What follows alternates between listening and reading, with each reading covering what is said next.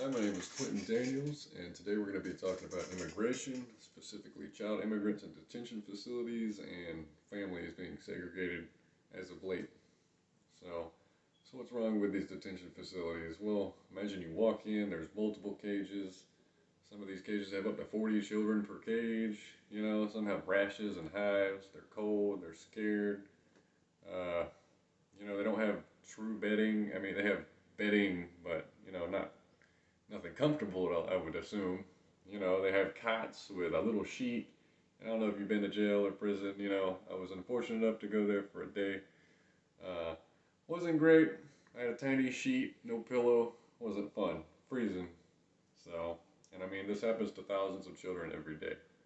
So, according to a statistic brought by the Customs and Border Protection Agency, 50,000 children were detained in 2018 alone, and in 2019 that number rose to 76,000. All right, this volume causes an overload, which these private prisons honestly weren't intended to be able to handle anyway. And it's become a real humanitarian nightmare, honestly. Gonna show you my first slide. As you can see, I mean, they have no true bed. They have a little cot. There's no pillow. They got a little tiny sheet. So, first up. So let's talk about a solution. A really easy solution, all right, and it wouldn't completely solve the problem, but, if we went back to the pre-Trump era, when children couldn't be detained for more than 72 hours, I mean, 60 plus days in one of these facilities is really unacceptable, and a general change in ICE's focus, where they focus less on families and more on immigrants that have been convicted with crimes, would help lower the amount of families being segregated and placed in these facilities themselves. Uh, in an article from CNN, it highlights the differences between immigration under Obama and the Trump presidency. And under Obama, it looks that ICE prioritized deporting immigrants with serious crimes or recent arrivals versus families. And with Trump's zero tolerance policy, it's really become fair game. I mean, it's still a main concern to deport immigrants that have committed crimes while in the States, but the number of families being segregated is staggering.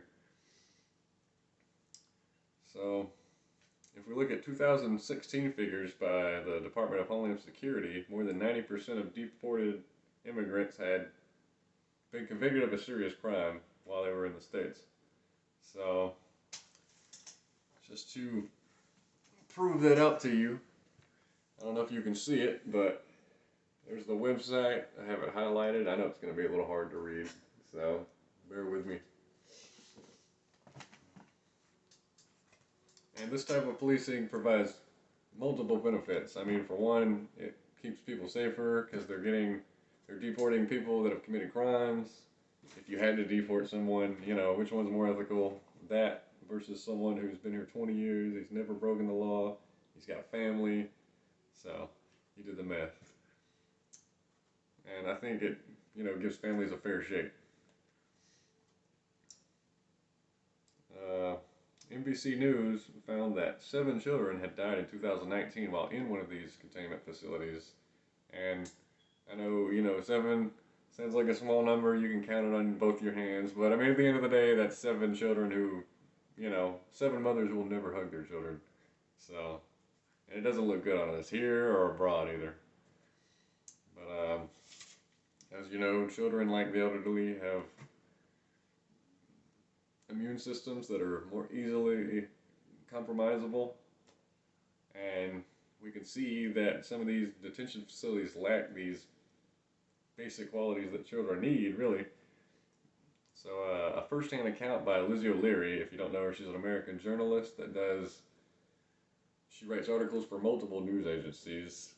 We can see this in a first-hand account where she states that she had never seen such degradation and inhumanity, noting that children were dirty, scared, hungry, and had no shower for days or weeks upon entering the facilities. Keeping children incarcerated in government facilities really is not the answer. I mean, it really isn't. no matter which way you look at it. All right. There's several ways to help. You can get involved with a group that's against the detention of minors. Another is signing a petition, like the one from ACLU, which fights to reunite all segregated families back to one another. I know ACLU sounds like it should be a college, and this petition is also still ongoing. So, sure they could use your help. Another way to help is by volunteering with several groups dedicated to spreading awareness of issues faced by immigrants and donating to funds that help provide legal assistance to immigrant families. And let me show you another slide.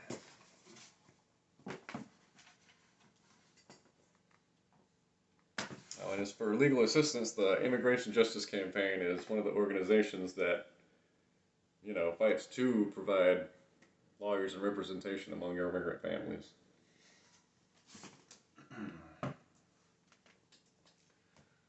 So in conclusion, look, we need to end the role of long-term detention in private prisons on the border. I mean, it's unethical, it's not right, and I mean, at the end of the day, it is a private prison, okay?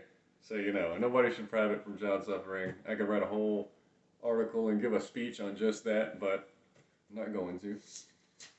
And while this issue has slowed down today, it still continues, and only by being aware and active can we help to prevent this, because things can get really shaky really fast, it seems.